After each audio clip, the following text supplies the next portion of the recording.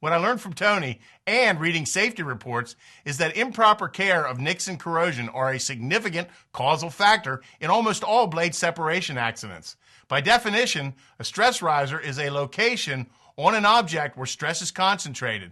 An object is strongest when force is evenly distributed over its area. So a reduction in area caused by a nick or gouge results in a localized increase in stress. Fatigue cracks always start at stress risers, so removing such defects increases the fatigue strength. As a little experiment of my own, I took a piece of aluminum in my shop and just nicked it and bent it, and lo and behold, it cracked starting right at the nick, and you can see the crack is deeper and emanates right from the nick in the material. An owner may choose to field dress his propeller for very small defects, as well as eliminating oxidation and corrosion. I asked Tony for a brief overview on how to field dress a prop. But as you can see here on the leading edge, it's been flown a while. You know, you can see the erosion, no visible nicks or whatever. But let's say there was one in this area right here.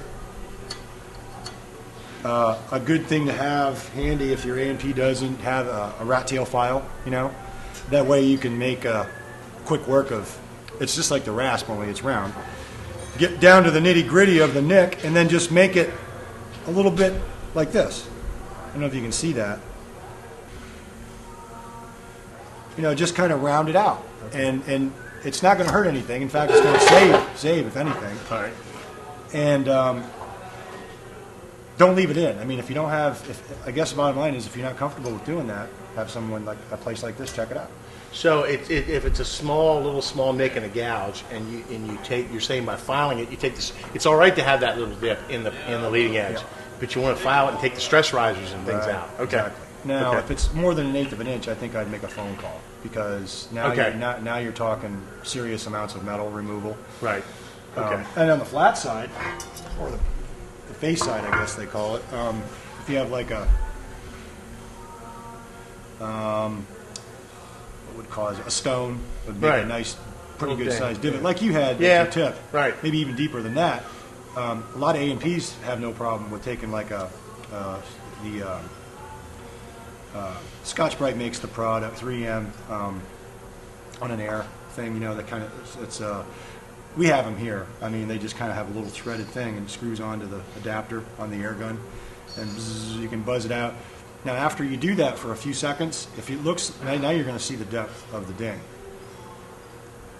More than likely, you're not going to be, if it's really deep, you know, you want to make a call because that's beyond. I think in my mind, that's beyond field maintenance. Yeah, because now you're talking.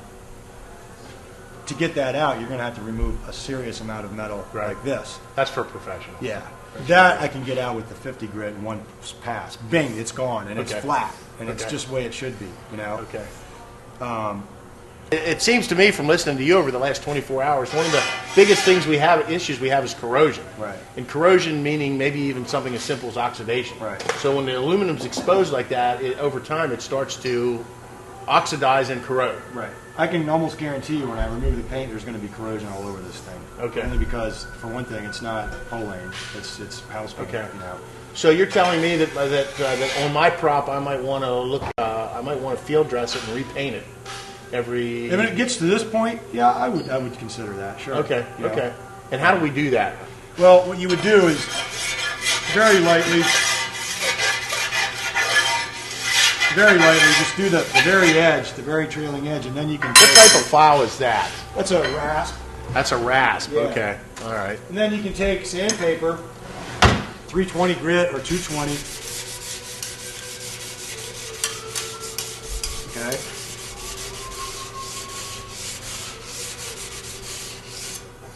And you can repaint it. You know. So I can rasp it, maybe use a mill file after that, then sandpaper, and then repaint it. Yep. And now I've got the aluminum again unexposed to the elements, right? So corrosion is a thing of the past until it. Try to let it sit overnight at least, you know, so it sets up. But yeah, that's all you need. It's very simple. I also heard you mention yesterday about a certain type of oil or something we should be using at the end of flights. Yeah, you can like either REM oil or 3-in-1 oil. You know, the kind that comes in a little squeeze bottle. and a clean t-shirt, you know, a clean old t-shirt.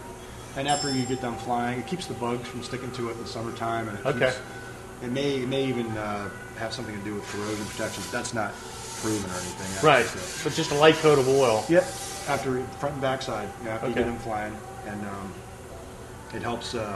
It's not going to do anything to the paint. Right. There's nothing. It can't hurt anything. It can only help.